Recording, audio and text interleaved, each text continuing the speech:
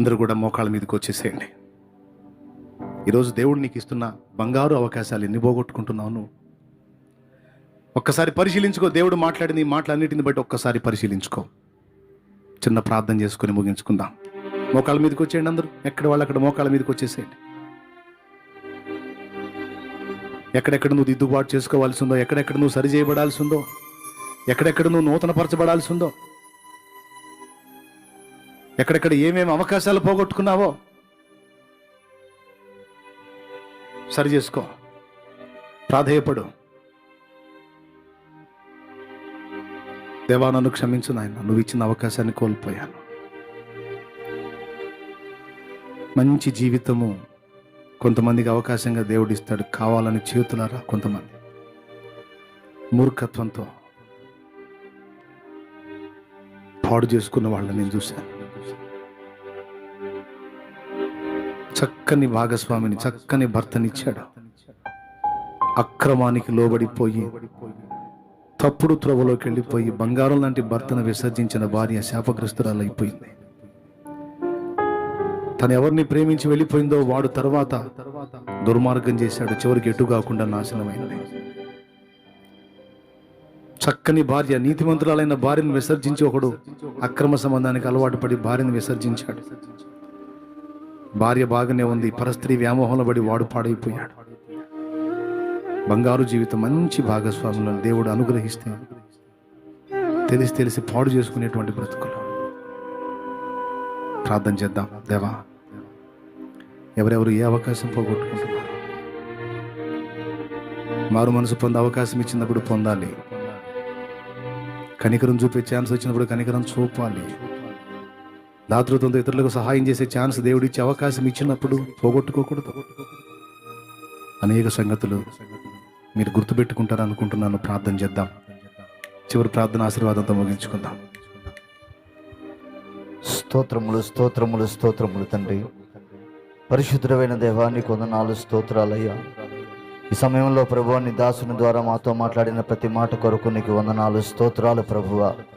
ఇదిగోనైనా ప్రభువా, మారు మనసు పొందటానికి నీవు ఇచ్చిన అవకాశాన్ని బట్టి నీకు వందనాలయ్యా. నరకంలో అయితే అవకాశం లేదు ప్రభువా, ఈ భూమి మీద ఉన్నప్పుడే మారు మనసు పొందటానికి అవకాశం ఉన్నదని మీరు సెలవిచ్చారు దేవా. ధనవంతుడు ఎంత మొర్రబెట్టినా కూడా అవకాశం లేకుండా పోయింది ప్రభువా. ఇదిగో భూమి మీద ఉన్నప్పుడే మారు మనసు పొంది, బాప్తిసం పొంది, రక్షణ పొంది నీలో జీవించాలని నువ్వు మాట్లాడి ఉన్నావు ప్రభు. అందుని బట్టి నీకు వందనాలు. అలాగే దీనుల పట్ల కనికరించే అవకాశం నీవు ఇచ్చావు దేవా. అయ్యా, వారిని కనికరించే మనసును మీరు దయచేయండి అయ్యా. వారి పట్ల జాలి చూపించే మనసును దయచేయండి దేవా. ఈ అవకాశాన్ని పోగొట్టుకోకుండా ప్రభువా, వారి ఎడల దయ కలిగి ఉండటానికి సహాయము దయచేయండి దేవా. నీకు వందనాలయ్యా. అలాగే తప్పు చేసిన వారిని క్షమించే అవకాశం కూడా మీరు ఇస్తున్నారు దేవా. ఇదిగో ఎన్ని మార్లు అంటే 7 మార్లు కాదు, 77 మార్లు అని చెప్పిన ఆయన ప్రభువా నువ్వు సెలవిచ్చున్నావు దేవా. ఇదిగో నేను ప్రభు, క్షమించే మనసును మాకు దయచేయండి దేవా. అయ్యా, ఇదిగో నేను అలాగే పిల్లలు లేనటువంటి వారికి నేను మీరు ఇచ్చిన అవకాశం ప్రభువా. అనాథ బిడ్డలను పెంచుకొని ప్రభువా, వారి పట్ల ప్రేమ చూపించిన సేవ చేసే అవకాశం వారికి ఇస్తున్నావు దేవా. ఇదిగో నేను వారి జ్ఞాపకం చేసుకొని ప్రభు, అలాంటి మనసును ప్రతి ఒక్కరికి మీరు దయచేయండి దేవా. నీకు వందనాలు చెల్లిస్తున్నాం. అలాగే సేవకు పిలిచినప్పుడు నైనా దానికి లోబడే అవకాశాన్ని మీరు దయచేయండి. పిలుపుకు లోబడే అవకాశాన్ని దయచేయండి. నశించిపోతున్న ఆత్మల పట్ల భారం కలిగి ఉంటాకు సహాయం దయచేయండి. అలాగే ప్రభు, సువార్త ప్రకటించే అవకాశం వచ్చినప్పుడు నైనా దాన్ని పోగొట్టుకుని ఏ ఛాన్స్ వచ్చినా ఎక్కడ కూడా ప్రభు నిర్లక్ష్యపరచక సువార్త ప్రకటించే అవకాశాన్ని పోగొట్టుకోకనైనా ప్రభు, సువార్త ప్రకటించే అవకాశాన్ని దయచేసినందుకు వందనాలు. అలాగే ప్రార్థించే అవకాశం మీరు ఇస్తున్నారు దేవా. నీ సన్నిధిలో నశించిపోతున్న ఆత్మల కొరకునైనా విజ్ఞాపన చేసే కృప మీరు ప్రార్థనా సేవ చేసే అవకాశాన్ని ఇచ్చారు దేవా. దాన్ని పోగొట్టుకోకుండా సహాయము దయచేయండి. ప్రార్థించి ప్రతిఫలాన్ని చూసే కృప దయచేయమని నీ దాసుని ద్వారా మాట్లాడిన ఈ మాటలు ప్రభువా జీవము కలిగిన మాటలయ్యా. ఇవి అందరి హృదయాల్లో నాటండి నాయనా. ఫలింపును దయచేయండి. కార్యసిద్ధి కలగాలి దేవా. కృప చూపించమని విన్న మాటలన్నీ కూడా మా హృదయాల్లో నీరు కట్టి ఫలింపును దయచేయమని యేసు నామములో ప్రార్థన చేసి అడిగి వేడుచున్నాము తండ్రి. ఆమేన్. పిల్లరా, ఏశావులాగా దేవుడు అవకాశాలు ఇచ్చినప్పుడు పిచ్చితనంతో నిర్లక్ష్యం చేస్తే నువ్వు కావాలన్నప్పుడు రావు. మళ్ళా చెప్తున్నా, ఏశావులాగా దేవుడిచ్చిన బంగారు అవకాశాలను నిర్లక్ష్యం చేసి పిచ్చి చేష్టలు చేస్తే నువ్వు కావాలన్నప్పుడు నీకు అవకాశాలు రావు. అది తెలుసుకొని ఇప్పుడు చెప్పిన సంగతులు విలువైనవి, నిజంగా మళ్ళీ నేను తెలుసుకోవాల్సినవి అంటే మొత్తం ఒక్కసారి మళ్ళా పెట్టుకొని విను. నష్టమే లేదు. ఒక ముద్ద అన్నం తిని ప్రశాంతంగా మళ్ళీ ఈ సంగతులన్నీ పునర్ధ్యానించు. లేదన్నా నేను రాసుకున్నాను అంటే మళ్ళీ ఒక్కసారి వాటిని చూసి వేటిని మిస్ అయ్యావో, వేటిని ఫాలో అవుతున్నావో సరి చూసుకో. సిటీ స్టడ్ అనేటువంటి దైవజనుడు చివరిగా చెప్తున్నా వినండి.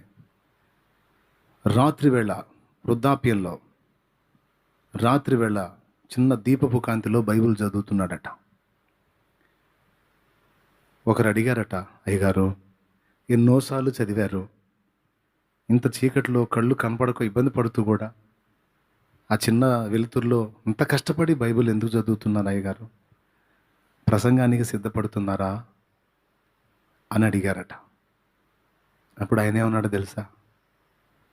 ప్రసంగం కాదు నాయన, నా దేవుడు నాకు చెప్పినటువంటి మాటల్లో ఎన్ని నెరవేర్చానో, ఆయన గ్రంథంలోని వాక్యాలు ఎన్ని నెరవేర్చానో, ఎన్ని ఇంకా నెరవేర్చవలసి ఉన్నదో, ఎన్ని నెరవేర్చకుండా తప్పిపోయానో వెతుక్కుంటున్నానయ్యా అన్నాడట. అమృతతుల్యమైన మాట అది. వాక్యం చదువుతూ ఏమన్నాడో తెలుసా? దేవుడు నాకు ఇచ్చినటువంటి ఈ ఆయుష్కాలంలో ఆయన మాటలు ఎన్ని నెరవేర్చానో, ఎన్ని మిస్ అయ్యానో చూసుకుంటున్నాను. ఏదన్నా అవకాశం ఉంటే ఆ మిస్ అయిన వాటిని ఇప్పుడన్నా అవలంబించడానికి ఆలోచన చేస్తున్నానయ్యా అన్నాడట. ప్రసంగాల కోసం బైబిల్ చదవటం కాదు, బతకటం కోసం బైబిల్ చదవాలా. ఎలాగా? వాక్యంలో ఉన్న దాని ప్రకారం, దేవుడు రాసిన దాని ప్రకారం, వాక్య ప్రకారం జీవించడానికి వాక్యం చదవాలి. అది నేర్పుతున్నాడు. మనం అది గుర్తుపట్టాలా. కాబట్టి అన్నీ ఒక్కసారి మళ్ళా మీరు వెతికి ధ్యానించండి, చూసుకోండి. దాని ప్రకారం నేను ఉన్నానా? అవకాశం వచ్చినప్పుడు సువార్త చెప్తున్నానా? ఇతరులకు కనికరం చూపుతున్నానా? ప్రేమ చూపుతున్నానా? ఓర్చుకుంటున్నానా? క్షమించగలుగుతున్నానా? సేవకు పిలుపు వచ్చింది, చేయగలుగుతున్నానా? నలుగురితో మంచితనంగా ఉండే అవకాశం వచ్చింది, ఉంటున్నానా? ప్రార్థన చేసే ఛాన్స్ ఇచ్చాడు దేవుడు. సావలా, ఇంకా బతికే ఉన్నా, ప్రాణాలతో ఉన్నా ఛాన్స్ ఉంది. దేవుడిచ్చిన అవకాశాన్ని దేవుని కొరకు వాడుతున్నానా, లేకపోతే పనికిమాలిన వాటి టైంపాసుల కోసం వాడుతున్నానా? చూసుకొని యథార్థ హృదయులైతే, నిజంగా నీతిమంతులైతే దిద్దుకోండి. అంతా అటు ఇటుగా అన్ని రకాలైతే ఆఫ్ మైండ్ వాళ్ళు అయితే వదిలేసేయండి. మీ కర్మ, చేయగలిగింది ఏం లేదు. నేనైనా మీరైనా ఇచ్చినప్పుడే వినియోగించుకోవాలి. తెలుసా? ఎప్పుడు? దేవుడు అవకాశం ఇచ్చినప్పుడే వినియోగించుకోవాలి. రైట్. మన తండ్రి అయిన దేవుని ప్రేమ, ఆయన ప్రియకుమారుడు లోకరక్షకుడైన యేసయ్య శాశ్వత నిత్య కృప, పరిశుద్ధాత్మ దేవుని మనోహర దివ్య సహవాసం సన్నిధి సమకూడిన మనకు సకల పరిశుద్ధులకు సార్వత్రిక సంఘమంతటికి సదా తోడే నిత్యత్వంలో మనందరం చేరు పర్యంతము మనం నడిపించును గాక. ఆమేన్. ప్రవేశ రక్తమునకు జయ, ప్రవేశ రక్తమునకు జయ, ప్రవేశనామునకు సంపూర్ణ విజయం కలుగును గాక. ఆమేన్. హల్లెలూయా, హల్లెలూయా, హల్లెలూయా.